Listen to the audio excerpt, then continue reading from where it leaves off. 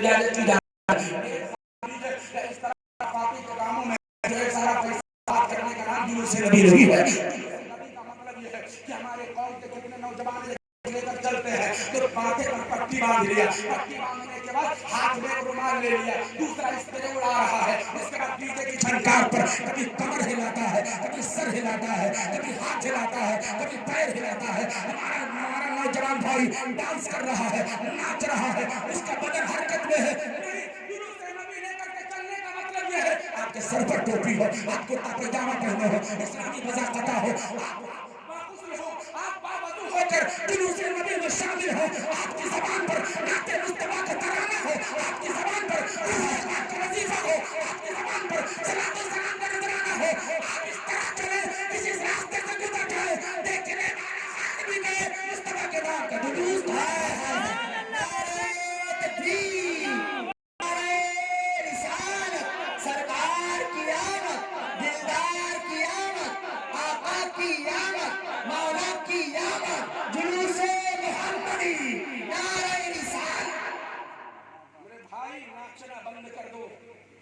तुम्हें देख देख करके खैरों ने तुमने हरकतें करनी शुरू कर दी हैं, कभी इसका एहसास हुआ तुम्हें?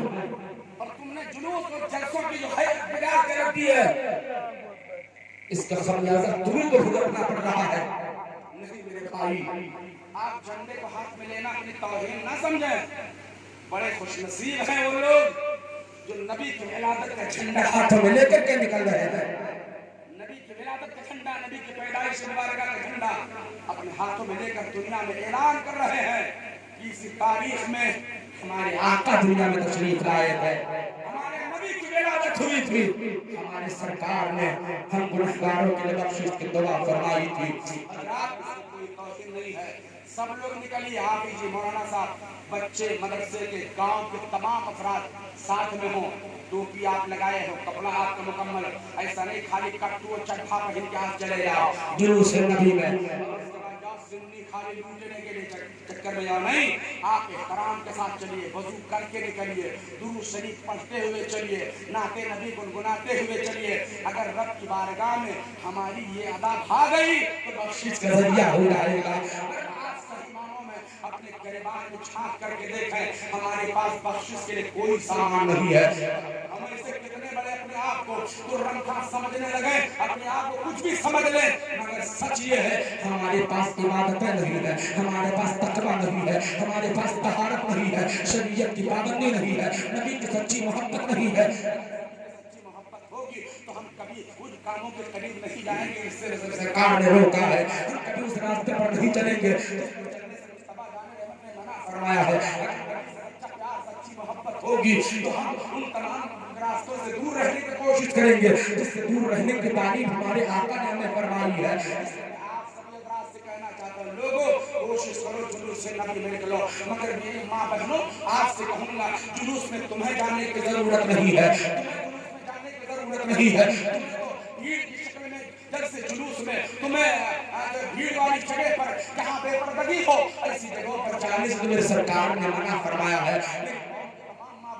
तुम तो इस बात के लिए जितना भी रब का शुक्र अदा करो कम है। अरे तुम वही औरतें हो जिनकी कोई इज्जत नहीं थी जमाने में, पलट कर देखे आपके सामने रखो। मेरे पास बातें बहुत है, वक्त नहीं है, मैं आपके सामने पेश कर रहा हूँ। सीना अगर चीर करके दिखाने के लायक होता, सीना चीर के दिखा देता कौन के वाले से किस कदर मेरा दिल मुज़महिल और गमगीन रहता है। तुम कभी चहलुम का मेला देखने जाती हो, कभी बिस्मा का मेला देखने जाती हो, कभी फलाना मेला देखने जाती हो, कभी कौन सा मेला देखने चली जाती हो। मेरी कौम के माँ बहनों जरा महसूस करो, अगर तुम मक्का की धरती पर पैदा हुई होगी उन घरानों में कि कितने जालिम बाप जो अपनी बच्चियों को जिंदा गाड़ देते थे जमीन में, मगर ये मुस्तफा की आमद की बरकत है, ये रसूलुल्लाह का एहसान है।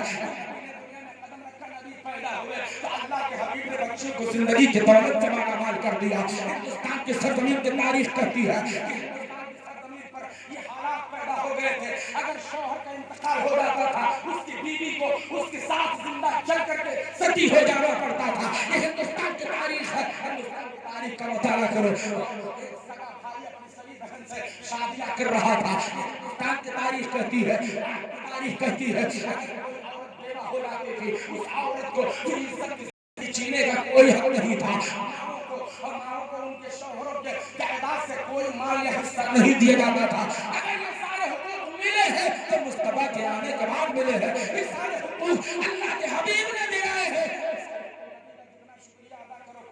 تم نبی پر درود پڑھتی رہو, راتوں دن نبی پر درود کے زمانے سے جو لمبا چوڑا درود نہ آتا ہو کوئی بات نہیں ہے, آپ خالی صلی اللہ علیہ وسلم پڑھو, صلی اللہ علیہ وسلم پڑھتی رہو. درود آپ کو یاد ہو, اس درود کی کثرت کرتی رہو. نبی سے محبت کرنے کا طریقہ اور انداز ہے. ہمارا معاملہ یہ ہے کہ گھر میں جب تک کے رہو گی,